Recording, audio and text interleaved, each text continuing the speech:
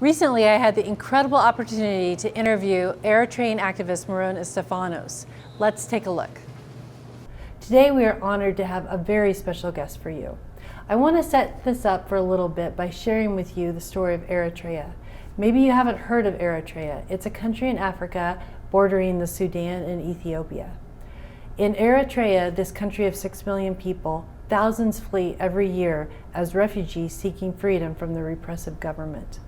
For far too many of them, though, this is where their nightmare begins, as they are taken and kidnapped and held for ransom, often tortured, raped, and abused.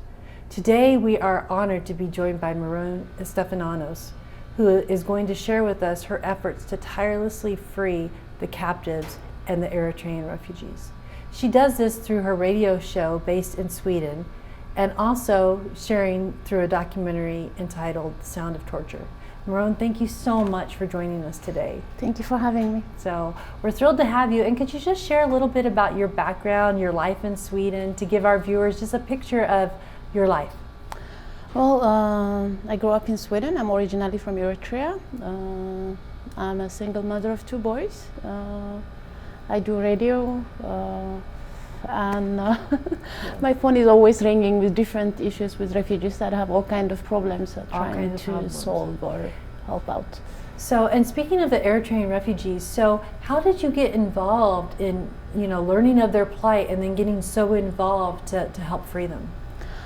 It was never planned, actually. It was when in 2002 until 2004 I actually moved back to Eritrea, thinking everything is good. I had no idea how it was down there.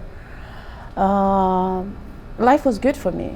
I was a Swedish citizen, and so that kind of was not fair, because I was living like a queen while my childhood friends, people the same age as me, have been in the military, serving unending indefinite national service.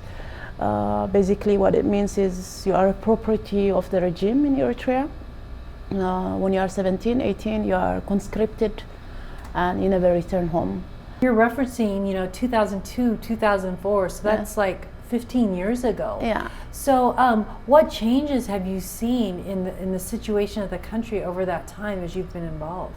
So the 2 years that I was there, as I said, for me life was really good, but seeing my childhood friends, the life that they had, was just unacceptable for me, because I grew up in a democratic country like Sweden. You go back to one of the most repressive regimes in our time. I saw people that supported the government, that claimed everything was good in Eritrea, and that kind of drove me crazy. I was saying, no, actually it's a very corrupted country.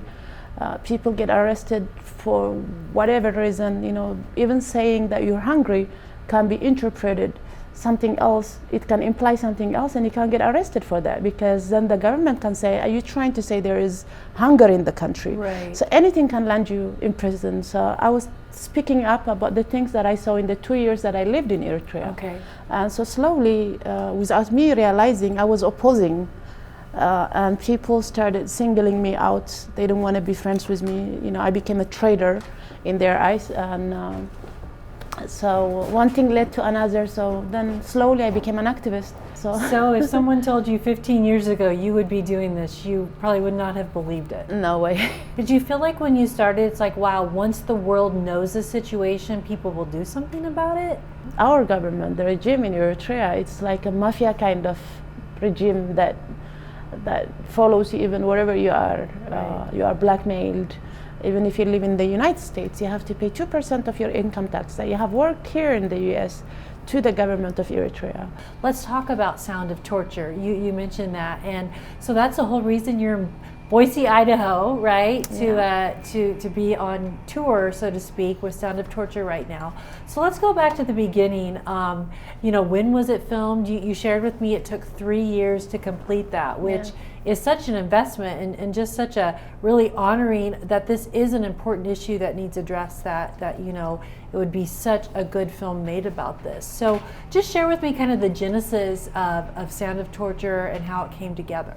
As I said, every Thursday I have my radio program, Voices of Eritrean Refugees. And so Eritrean refugees in Israel do Right. listen to my program Okay. on a weekly basis, and they go to Eritrean restaurants where they hang out, and so they're always listening. So Keren Shayo, the director, she was researching to make a film about missing people.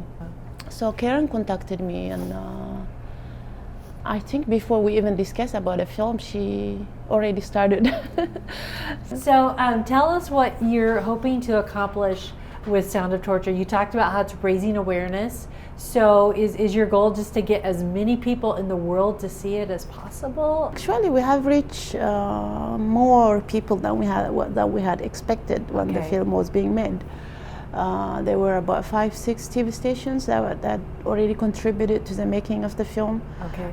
So we were happy enough that we had 6 countries, state TVs that were going to show the broadcast the film. Right. When the film first came out, there was a petition going on, and close to 1 million people signed actually within days, condemning what was happening in the torture and the kidnapping. Right. So it was really, so it has had a big impact, much bigger than we had anticipated actually. It was worth being followed around for 3 years. Yes. Huh? No, That's amazing.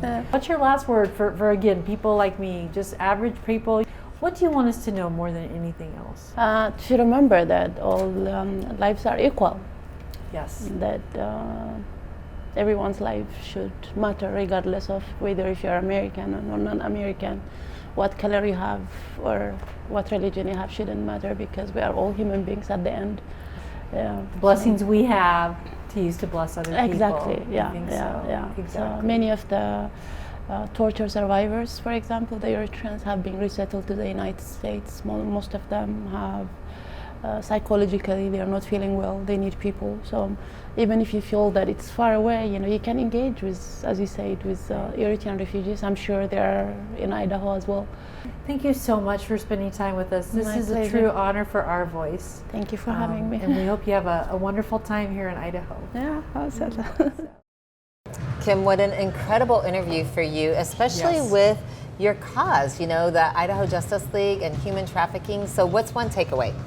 I think the takeaway was just the power that one person has when they step out and they're willing to step out in courage and bravery to bring help and hope to others. Wow, yeah. So you can see the full interview on our YouTube channel at Our Voice Idaho. You can also see it at familyofwomenfilmfestival.org.